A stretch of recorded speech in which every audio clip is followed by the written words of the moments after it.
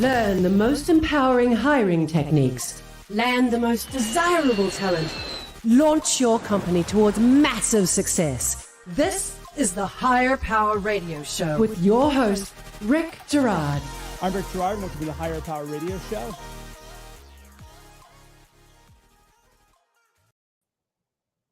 All right, it has been decided that we want to hire a person who has made it through our interview process. Yay! So now we must invest the time to have the offer conversation about what it's going to take for you to join us. Now, eagerly, we present our case, we discuss our benefits and perks, and we divulge our rationale behind what we would like to pay our hot new employee. But the only problem is that having this conversation now is too late. When the stakes are low, people are the most open and truthful. And the stakes are lowest at the beginning of the relationship. The first conversation is the most important time to have the offer discussion before the interview even happens.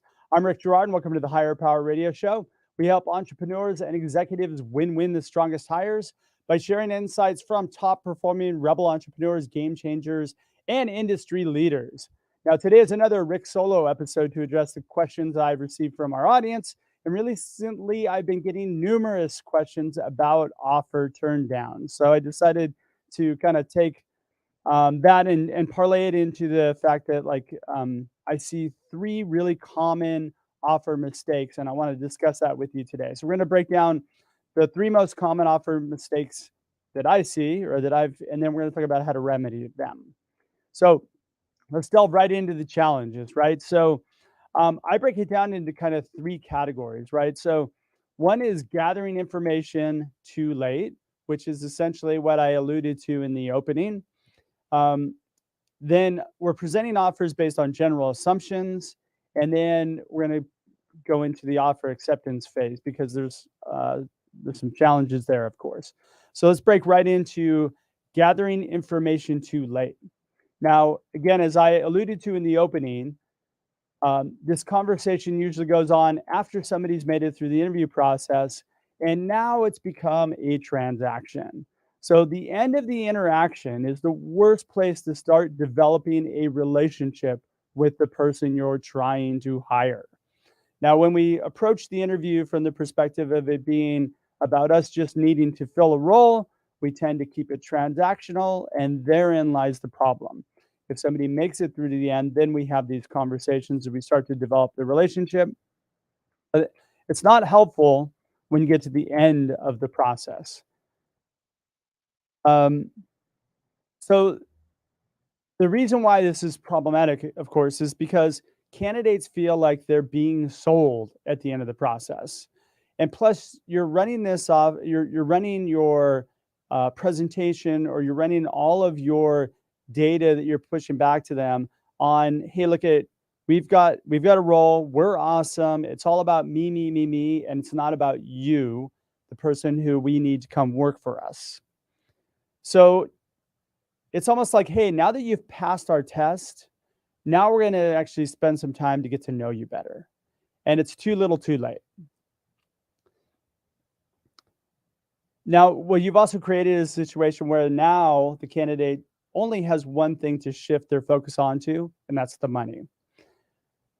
Now, if I'm focused on the money because I don't see any other value in me joining your company, now what's the comparison tool and how am I going to make my decision? Highest offer wins. And if you are a smaller company and you don't make the highest offer, you'll lose.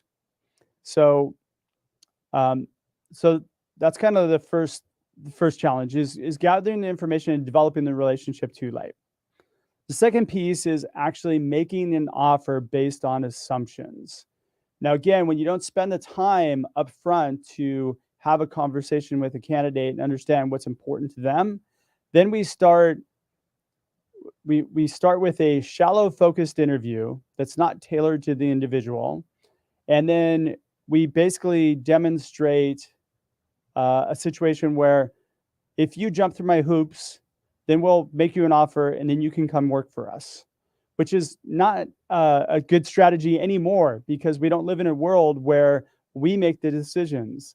The candidates are the ones that we're trying to hire, and they're the ones who are in control of making the decisions, which is why you hear all these terms like quiet quitting and I don't know, whatever else is going on out there, which is indicative of people who don't fit the environment. They're not in a job that they love. And so, um, so again, it filters down into these problems. So, um, making offers that are based on general assumptions, meaning we've hired somebody who's in this role, they're in the same type of position as you, and so you should want that offer because that's what they accepted. Again, it's not a one size fits all situation. And again, when we get down to that talking points of negotiating the offer at the end of the process, now we're putting ourselves in a situation where we're just running off of what we assume is going to be alluring to that person, and it's not really based on what is really alluring to that person. And assumptions, they all get us in trouble.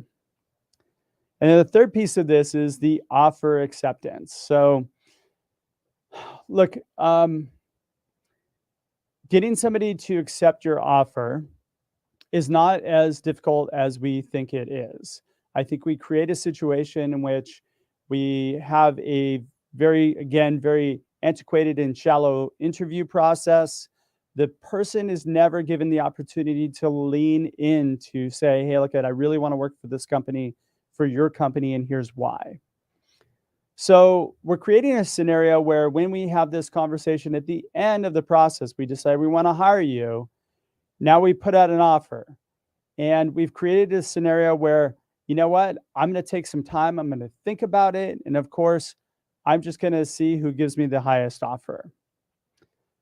When somebody gives you hey, I'd like to spend a few days thinking about the offer, what that really means is, I don't believe what you're trying to sell me.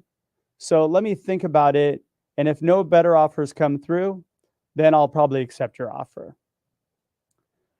So the reason why this is important to companies is really, the discussion that I had with a gentleman last week was, hey, look, we're interviewing a whole lot of people. We're making a whole lot of offers, and we're hiring some of them. But the problem is that we're also firing them later on down the road. And I asked him, how much time, what do you figure it costs for all the excessive interviewing that you're doing and the offer turn downs? And of course, we don't know what the cost is, but it's got to be pretty tremendous, especially in production costs and pulling your people out and having them interview. The time you're spending in onboarding them and then training them and then getting to the point where you're handing them off work and then them not working out. So think of this in terms of cutting down the excessive interviewing and then in gaining offer acceptances along the way. Are you listening to the Higher Power Radio Show? I'm your host, Rick Girard, and for our podcast listeners, we're going to take a quick educational moment from our sponsors. Hey, check out stridesearch.com. There you'll find your link to order Healing Career Wounds. Let it be your secret weapon to landing the strongest talent. So we just talked a little bit about what I feel are the top 3 most common offer mistakes when you're hiring. And I'm going to summarize that again in 3 things. Gathering information too late, so making it a transaction. Basing your offers on assumptions rather than what's tailored to the individual. And then finally, getting an offer acceptance, right? So I'm going to break down each of those a little bit deeper. And I'm going to go into gathering the information and talk about how we counter that, right? So the most, and you guys have heard me say this before, the most powerful tool you have in a recruiting or a hiring process is that very first point of contact with a candidate. I like to call it the discovery call. Some people call it a phone screen, whatever you call it. That is the most valuable interaction that you have with that person. And we don't take advantage of that because we're all busy. We just want to get somebody lined up for an interview and let other people do the work. But the problem with that is that's your first point of contact. That's where you're making your main impression on that individual. And you're giving them a very clear indicator of how your company operates. Now, if you operate in a very sloppy manner, right, and your interview process is very sloppy, then you have no competitive advantage and nobody's going to want to work for you. So you're going to get a bunch of leftovers that are going to want to work for you. So the first key kind of component to that is understanding the individual. And you want to understand two things. You want to understand what their pain point is and what it is they desire. Now, this I break down into positioning. How is this person positioned? Now, if somebody tells you they want a company within a large organization that has great benefits and perks, and where they can have a great work-life balance, and all these other things, that is not your company. Which, by the way, in this first interaction, people will tell you this. Then you can quickly filter them out and not waste a lot of time bringing them into an interview process, only to find this all out at the end of the process. So we're looking at pain. Like, does this person have a legitimate reason to move? And then their desire. What type of company the person's going to thrive in? People know. They understand what type of environment they like to be in. If somebody likes to be in an environment with lots of resources, and that's not you, then don't bring them in. If they like to be in an environment where it's chaotic and essentially like they like to come in and figure things out and make it better or build things, and that's you, then bring them in. Keep it very, very simple here. But understanding how a person's positioned, the environment they're going to thrive in, the size of the company, the role, the domain, those are very, very critical in whether or not you should even bring somebody in for an interview, right? But it also demonstrates that you care enough for that person to be able to say, hey, look, that's us or that's not us. And when it is us, then it puts you in a position where they're going to show up for your interview, and they're going to show up prepared, and they're going to show up excited. And, because what you offer is what they desire. Now, the third piece of that phone screen is, do I have somebody who's really good at what they do? What kind of impact has this person made in their current or former organization? Do I have an A, B, or C player, right? If you're a startup founder or a small company founder, you need to stack the deck with A players, which is entirely possible.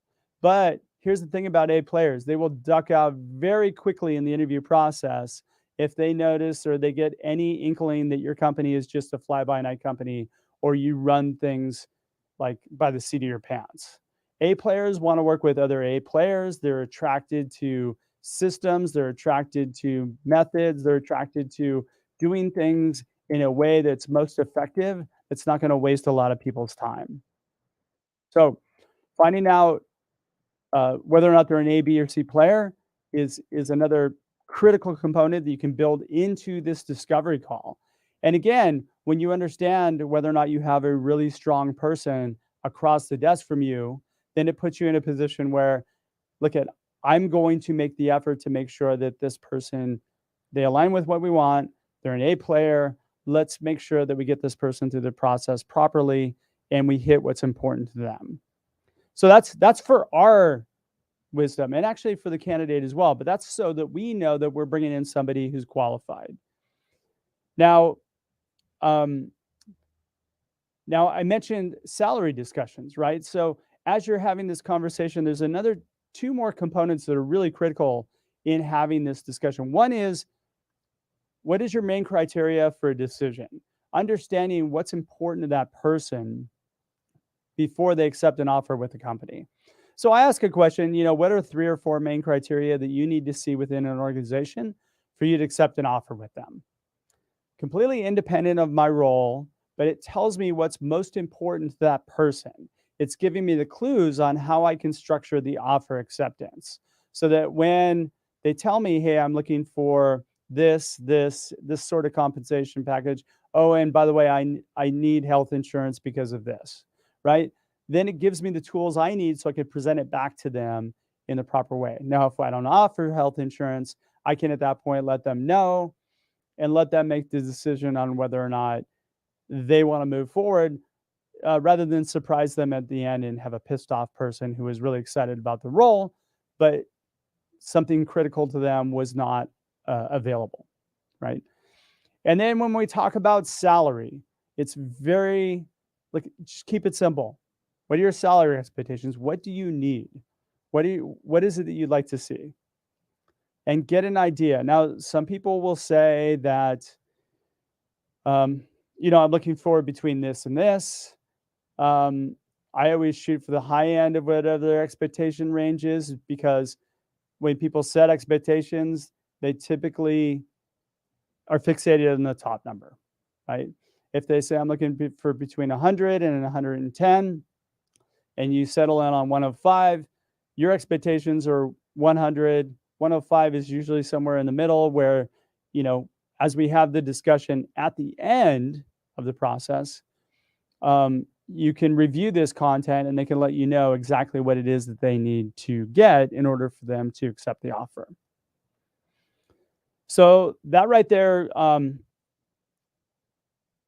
that kills the that right there is what kills gathering information too late. Because in the beginning of the conversation, gathering this information is critical in one, moving forward to bringing them in for the interview, and number two, whether or not when you get to the offer table or at the end of the process, they accept. And when you have all this lined up in the beginning, it just makes it very, much easier for an acceptance to happen, because you understand the individual. Now, offers based on general assumptions. I see this quite often. Everything is handed off to another person who does compensation and benefits. If you're a small organization, you probably don't do that. You might run a salary survey and figure out what the market's doing. The truth is that, again, when you've gathered this information on what's important to that person, you need to be able to tailor your presentation on the offer in such a manner that actually hits them on what's important to them. So things like, hey, everybody likes our benefits. We've got a great executive team. We've got a great venture capital partner. We're funded by XYZ company. We're generating revenue by, at this, and we're growing at this rate. Those things may be important to that person, but probably not.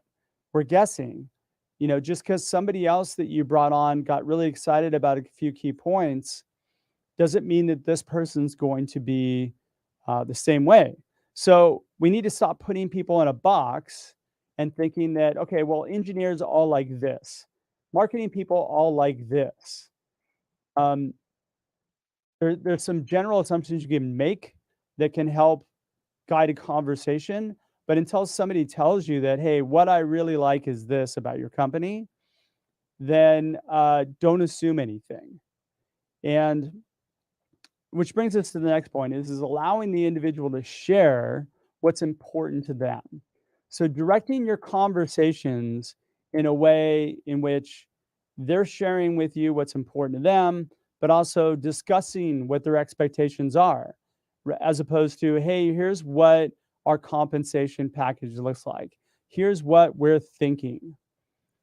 Allow them to drive those conversations so you can get a better gauge of what's important to them, again, so that, again, as we get to the offer stage, which is the end goal here, we want to get them to sign up and join the company and start and thrive in the environment, right? So we've got a couple of different things that we need to accomplish in that offer acceptance. But whenever we are discussing what we're presenting in the offer, throw away all your assumptions and do it in such a way where you're discussing their expectations and question what makes it important to them. So have a conversation with them about, again, I'm going to use benefits as I need health insurance. Great. So what makes that important to you? Tell me what, and allow them to lean in and tell you, and listen, gather that data, and then make sure that you store that and make sure that you understand that, hey, look at it. In order for this person to accept the offer, we need to have, health insurance that covers X, Y, and Z, right? So Again, if they're telling us what they want and we're able to deliver, and they see the value in the organization above and beyond just the compensation, just the money, it makes it that much easier for us to get offer acceptance, which is our next point. So a lot of times what ends up happening is we're going to put together an offer for you. We'll send it over to you, and then we can discuss it later. I have so many problems with that in so many ways. And the reason being is that offers should be an interactive conversation first, and the letter should just be a signifier that somebody's going to accept the offer. You're going to get their autograph. It's formal now, and it's the step right before you start the onboarding process. So let's back it up a couple steps though, because feedback is the most important leading indicator to getting an offer accepted, right? Does this person see value in your organization for their career, either professionally or personally, in some sort of way? Are they conveying to you that they see the value in joining the organization? Now, these conversations are not often had. It usually has to do with, hey, the work looks interesting. You people seem kind of nice. So, yeah, I'd entertain an offer. Now, entertaining an offer doesn't mean they're going to accept an offer. So, entertaining an offer for me is a clue that you haven't done your work well enough to get them to say, yes, I definitely want to work here. Let's talk about what I need to go to work here. So you need to engage in a conversation about value. You need to understand what it is that this person desires, and then how you can provide them to them in your organization. Now, again, I mean, if you've gotten through the interview process, there's value here, but it's your job to keep that value moving along through the process. Are they sharing with you their why they would like to join? That's really the most important piece. In all the hires that I've ever made, in the past 5-10 years, where like they've been really strong hires, the conversation has gone very much like, hey, I want to join this company and here's why. And when you're having that conversation, it becomes a very, very easy transition to get an offer acceptance. So when you know the why, now it's just a matter of how do we pace this out. Too often, pacing goes way too fast or way too slow. And there's a natural kind of rhythm to the interview process. A lot of times, if somebody knows you within the organization, there's shortcutting that happens. Well, Joe referred you. We're going to talk to you for 10 minutes. Hey, you know what? Let's just make you an offer. Let's get you on board, which sometimes that works. And it works based on the fact that somebody who works there. But if the person doesn't know anybody who worked there, right? It's just maybe somebody came through an ad, somebody you found on Indeed, somebody came through a referral outside who doesn't work there. Whatever way in which they came in, you want to treat this in such a way where the pacing controls whether you make the offer. And those key indicators on pacing is this person leaning in to working for the company? And when you have obvious alignment between the company and the person, then yes, you can move forward. And the pacing might be right after one interview, but most likely it's not. And, again, when people are giving you the clues saying, hey, I want to think about it, not really quite sure, I might have some more questions. There's something inherently wrong or flawed in the pacing and in the data that you've gathered, and also in the conversations that you've had. You haven't been able to demonstrate value to them yet. And by the way, this is on you as a company. If you want to attract A players, you got to demonstrate value to them. If you don't, if you just want to fill your roles with people, keep doing what you're doing. But I would much rather have you be successful in every person that you hire, not because you got somebody to take the job, but because you got a rock star in each role. So you want to get them to tell you what your company offers that is what they desire from their career.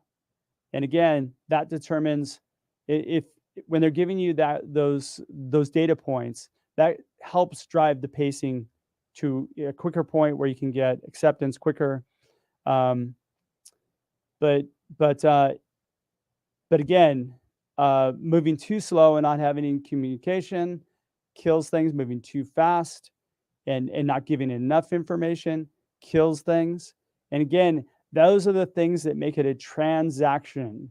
And again, if you want to hire strong people, they're not there for the transaction. That transaction is the aftermath of the process. I don't want to say aftermath. It's the byproduct of the process, right? So you're getting strong feedback. Now let's talk about, you want to make an offer. Verbal offers are the way to go.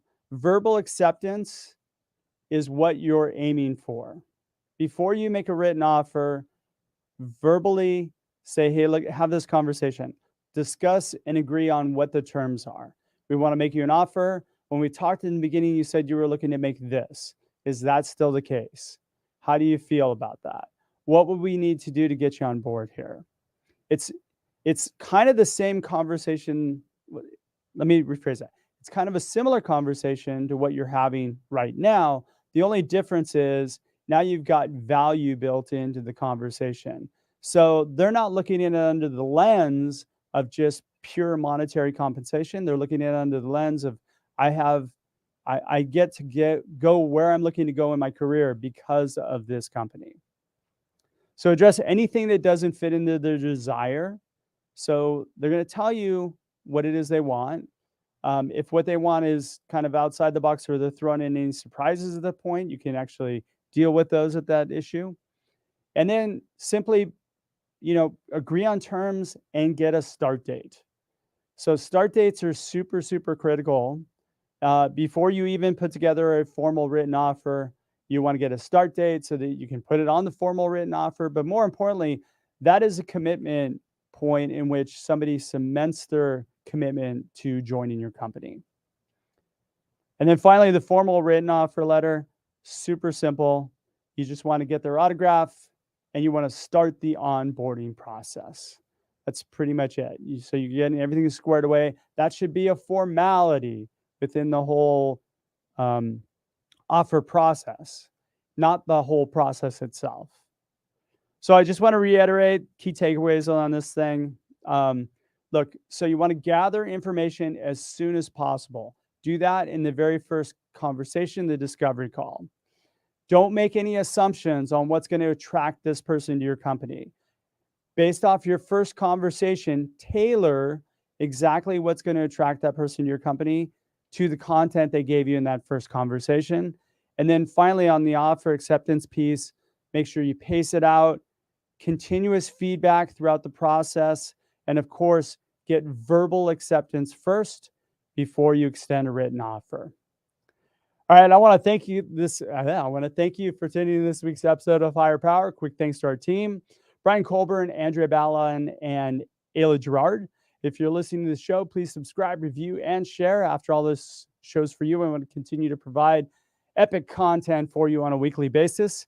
You can also, if you have questions, drop me a quick email at rick@stridesearch.com, or you can join the Hire Power radio community at Hire, H-I-R-E, Power, P-O-W-E-R, radio, R-A-D-I-O.com. Tune in next Tuesday. Our guest is going to be Dustin Reichman. Dustin is the founder of Simple Success Coaching. I'm your host, Rick Gerard, and you have been listening to the Hire Power Radio Show. Aloha. Thank you for listening to Hire Power Radio. Catch our LinkedIn Live show every Tuesday at noon, or download the podcast on iHeartRadio, iTunes, YouTube, or your favorite podcast platform. We appreciate you joining us on Hire Power Radio with your guide to hiring success, Rick Gerard.